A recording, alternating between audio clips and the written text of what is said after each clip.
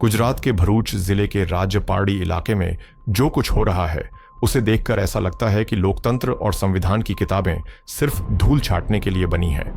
क्या आप कल्पना कर सकते हैं कि जिस सरकारी संस्था जीएमडीसी को जनता के खजाने और खनिज की रक्षा करनी थी, वही आज चंद रसूखदारों और चाहितों के साथ बिस्तर साझा कर रही है। यह महज भ्रष्टाचार नहीं है, यह आदिवासियों और सभी समुदाय के स्थानीय लोगों के अस्तित्व पर किया गया एक सोची समझी साजिश वाला हमला है। पेसा एक्ट और समता जजमेंट जैसे भारी भरकम शब्दों को इन सफेदपोश अपराधियों ने कुड्ढे के ढेर में फेंक दिया है। जीएमडीसी के कुछ भ्रष्ट अधिकारियों और बड़े बड़े सिलिका वॉशिंग प्लांट के मालिकों के बीच जो अवैध सांठगांठ हुआ है, उसकी कीमत आज स्थानीय आदिवासी अपनी जमीन और अपनी सांसों से चुका रहे हैं।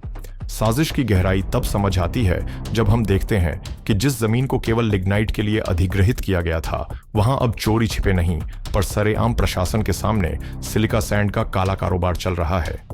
नियम कहते हैं कि माइनर खनिजों पर पहला अधिकार स्थानीय आदिवासियों और उनकी मंडलियों और आदिवासी समुदाय की ग्राम सभा का है, लेकिन यहाँ तो साहबों की तिजोरियां भरने के लिए बाहरी कंपनियों को रेड कारपेट बिछाकर बुलाया गया है। स्थानीय लोगों के रोजगार को कुचलकर माफियाओं की गाड़ियां दौड़ रही हैं। ये सिर्फ पैसों का खेल नहीं है, यह एक गहरी साजिश है ताकि स्थानीय आदिवासियों और सभी समुदाय के स्थानीय लोगों को आर्थिक रूप से इतना पंगु बना दिया जाए कि वे अपनी ही जमीन पर गुलाम बन जाएं। पर्यावरण की ऐसी धज्जियां उड़ाई जा रही हैं कि आने वाली नस्लें केवल धूल और जहर फांकने को मजबूर होंगी। हैरानी और शर्म की बात तो तब हो गई जब 9 जनवरी 2026 को शांतिपूर्ण तरीके से धरना दे रहे लोगों पर खुलेआम हमला किया गया और आदिवासियों को जाति सूचक गालियां दी गई है, ऐसा कई लोग बता रहे हैं। क्या इन माफियाओं को कानून का कोई डर नहीं है? सूत्र बताते हैं कि पुलिस प्रशासन की मौजूदगी में ही सिलिका से लदी गाड़ियां बिना किसी रोक टोक के जीएमडीसी से निकलकर वॉशिंग प्लांट तक पहुंच रही थीं। उन गाड़ियों से उड़ती सिलिका की धूल चीख चीख कर कह रही थी कि यहां खनिज परिवहन के नियमों का सरेआम कत्ल हो रहा है। कुर्सी पर बैठे कुछ लोगों की चुप्पी ये बताने के लिए काफी है कि इस सिंडिकेट के तार कितने ऊपर तक जुड़े हुए हैं।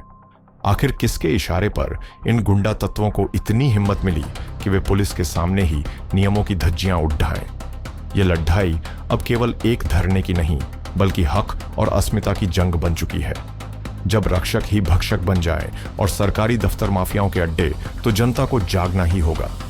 जीएमडीसी के वो अधिकारी जो एयर कंडीशन कमरों में बैठकर इन अवैध करारों पर हस्ताक्षर कर रहे हैं, उन्हें याद रखना चाहिए कि पाप का गड्ढा जब भरता है तो आवाज बहुत दूर तक जाती है। राजपारडी की सड्डी ढिकों पर उड़ती वह धूल महज मिट्टी नहीं है, वह इस भ्रष्ट सिस्टम के मुंह पर लगा एक तमाचा है। अब देखना यह है कि क्या शासन प्रशासन इन सफेदपोश अपराधियों पर नकेल कसेगा या फिर आदिवासियों और स्थानीय लोगों के संवैधानिक अधिकारों की बलि चढ़ती रहेगी। भरूच की जनता और देश का संविधान आज जवाब मांग रहा है। मैं आपका दोस्त डॉक्टर भाविन कुमार शांतिलाल वसावा, भरूच से।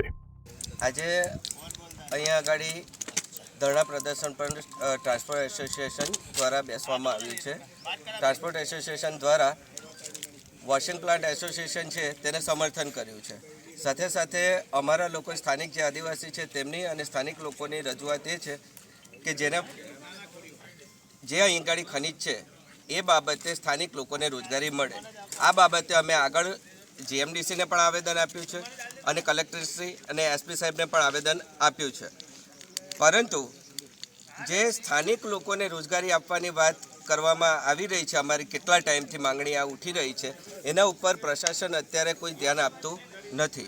અત્યારે પણ બહારના લોકો પોલીસ સાહેબશ્રીની હાજરીમાં, પીઆઈ સાહેબશ્રીની હાજરીની અંદર સરેઆમ બધા પર્યાવરણના નિયમોનું ઉલ્લંઘન કરી સિલિકા વોશિંગ પ્લાન્ટની માટે સિલિકાની મોટી મોટી ગાડીઓ ખુલ્લી, ઉપર કોઈ ઢાંકેલું નહીં, એની અંદરથી સિલિકા આડેધડ ઉડતી હોય, બધા નિયમોનું ઉલ્લંઘન કરતાં અહીંયાથી એમની સામે જ જાય છે।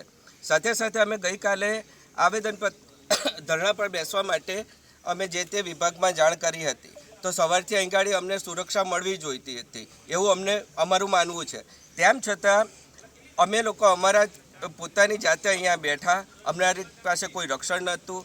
અહીંયા આગળ કેટલા લોકો સ્થાનિક લોકો હતા, તો બહારથી અમુક વોશિંગ પ્લાન્ટ સાથેના ગુંડાઓ, બહારથી બોલાવેલા ગુંડાઓ એમ કહીએ તો ચાલે, અને આ ધરણાને ગમે તે રીતે વિખેરી નાખવાના કાવતરાના ઈરાદાથી અહીં ગાડી મોકલવામાં આવ્યા.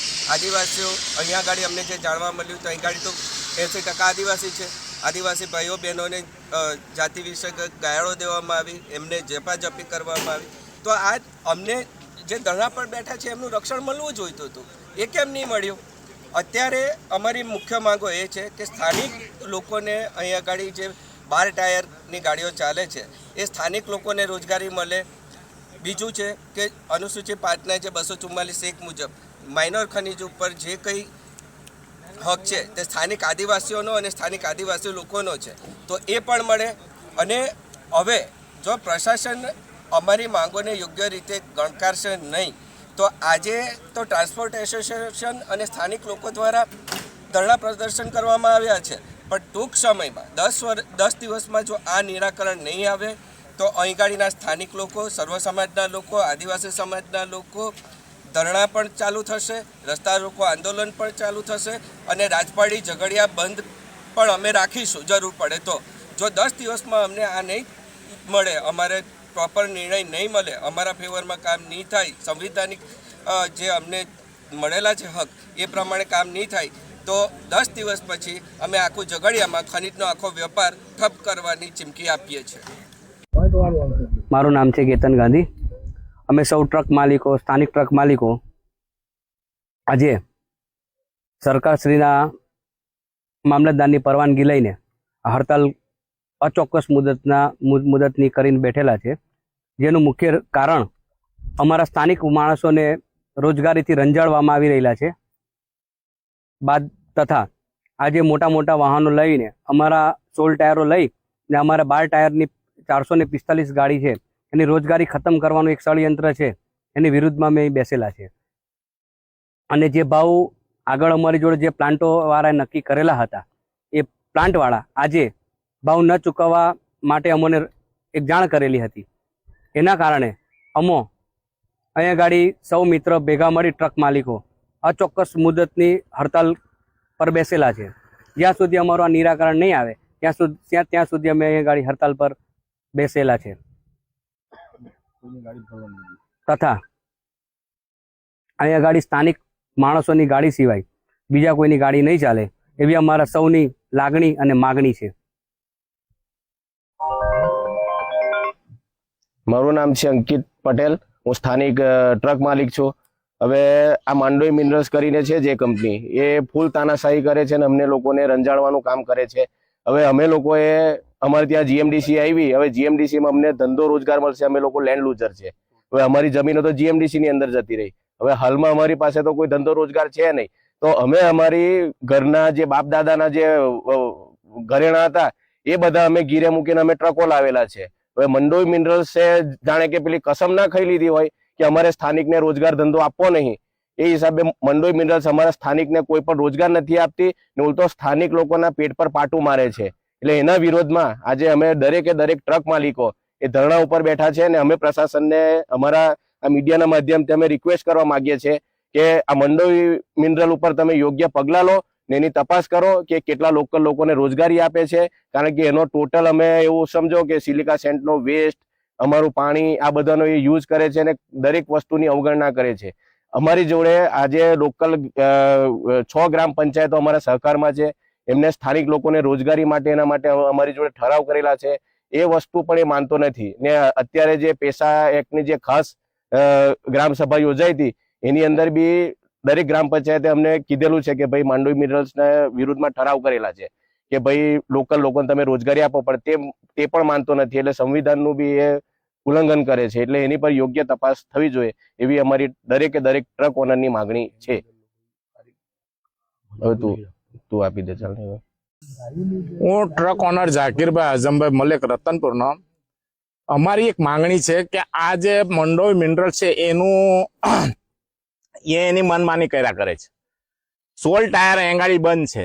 ટ્રક ઓનર 445 છે, ટ્રકો 445 છે, ઓનર 145 છે અને 445 ટ્રકો છે. 445 ટ્રકોના ડ્રાઈવરો અને કંડક્ટરો મળીને 900 થયા. 900 ના પરિવાર આજે કેટલા દિવસથી એમ જ વગણ રોજી રોટીએ બેઠેલા છે. એક મંડરોય મિનરલ્સના કારણે, કારણ કે એ આ બધાને જીએમડીસી ને બધાને કોઈને ગાંઠતો નથી અને ગમે તેવી ફરિયાદો ખોટી ખોટી કરે છે અમારા પ્રમુખ પર બી. અને જે સિલિકા સેન્ડના જે માલિકો છે તેમણે અગાઉ ભાડો નક્કી કરેલો, તે પ્રમાણે એ ફરી ગયેલા છે અને અમને ભાડો એ પૂરતો આપતા નથી. અને 65 રૂપિયા ટનના ભાવથી એંગાડીથી કરે તે એ ઓનરને શું મળે? કશું મળતું નથી. ખાલી 200 રૂપિયા એક ફેરા પર છૂટે જ, તે એ તો ડ્રાઈવરનું બી ને કંડક્ટરનું બી નથી થતું. આ લોકો એમની મનમાની એટલી બધી હદ સુધી પહોંચી ગયેલા છે અને ઉપર અધિકારીઓને કોઈ જાણે હાથમાં લીધેલા છે કે હું છે કે હું નહીં. અમને કોઈ સપોર્ટ કરવા રાજી નથી. એના કારણે અમે આ ધરણા પર બેઠા છીએ.